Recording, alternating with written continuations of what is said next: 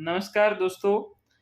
अभी मेरे पास में एक सज्जन आए और साथ में एक माताजी भी आई और एक नौजवान जो लड़का है वो आया। इनकी ये समस्या थी, जो माताजी ने बताया बड़ा ही एक ऐसी बात बताई जो आज के वक्त में है और बहुत बड़ी समस्या है। कहते जी उनका वो जो छोरा है, लड़का है, कितने साल का है? 19 साल का लड़का है। ये नशा कर रहा है, बहुत ही भयंकर नशा, चिट्टे का नशा। अब दिक्कत ये होगी, जब तक नशे की डोज मिलती है इसको तब तक तो ठीक है, जैसे ही वो डोज नहीं मिली वैसे ही ये घर के अंदर तोड़ फोड़ करता है, घर के अंदर मारता है। वो माताजी जो हैं, आपकी उम्र क्या है? मेरा उम्र 50 साल होगा। 50 साल उम्र है माताजी का।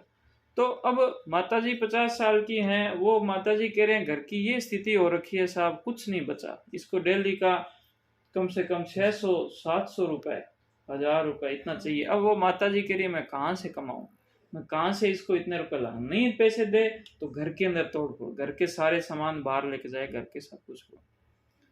तो इसके अंदर तो ये बहुत बड़ी समस्या है, देखो। और दूसरा यूं कि अभी माताजी ने एक और बात बताई कि साहब मैंने 3 दिन से खाना नहीं खाया है, मैं सिर्फ और सिर्फ पानी पे हूँ, मैं सिर्फ और सिर्फ शिकंजी पीकर टाइम पास कर रहा हूँ, घर पे बिल्कुल भी पैसे नहीं है। ये स्थिति क्या युद्ध की हो गई? तो अब उसमें मैंने इनको सबसे पहली बात तो ये बताई लड़के को कि भाई ये जो रास्ता है ये क्या नरक का रास्ता है। वो नरक जो है वो ऊपर जाके नहीं मिलेगा, नरक आपको यहीं मिल जाएगा, आपकी इसी धरती पे आपको नरक मिलेगा। और नरक सिर्फ आपके लिए नहीं रहेगा, आपके घर के सदस्यों के लिए रहेगा। यद्यपि इसमें बाद में एक और बात निकल के आएगी, जो माता जी है उनकी भी क्या है कि जो मुंह है वो खुल नहीं रहा, माता जी का मुंह खुल नहीं रहा। और उसका कारण पहले का यूं है कि पहले के टाइम के अंदर क्या हुआ कि इन्होंने गुटखा खाया था, तो कहीं न कहीं नशे की शुरुआत हो गई थी। अपने को करना क्या है, और साथ में ये चीज कि भी और किसी के साथ में ऐसी समस्या ना हो।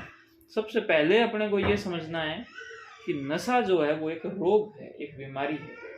जैसे हमारे फेफड़े के अंदर अगर नाड़ियां खराब हो जाए, खांसी आने लग जाए, तो खांसी लक्षण है, वैसे ही नशा एक रोग है। हम नशा रोग के विशेषज्ञ हैं, तो नशा बीमारी है।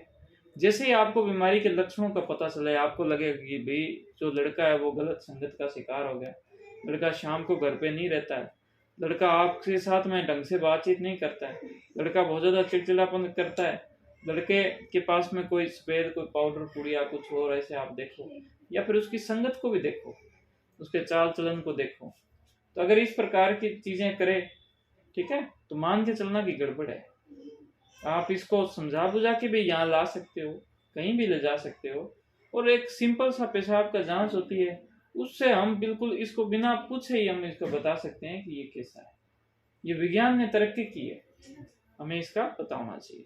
दूसरा नंबर बात इसके अंदर ये है कि इसको रोग की तरह मानो, जैसे लक्षण मिले वैसे ही डॉक्टर को दिखाओ, इलाज कराओ, इलाज से ठीक होगा।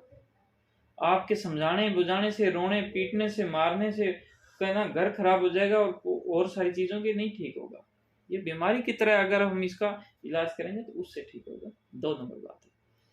और तीसरी नंबर सबसे उपयुक्त बात यह है कि मान लो इलाज लेवे, लेकिन इलाज के बाद में भी मान लो ये दोबारा करने लगे, सबसे पहले दिन जिस दिन आपको ये पता चले कि ये दोबारा से उसमें होगा, पहले दिन इसको पकड़ के लेके आओ और उसको लाकर यहाँ पर आओ, किसी भी संस्थान में आओ जहाँ से इलाज लिए।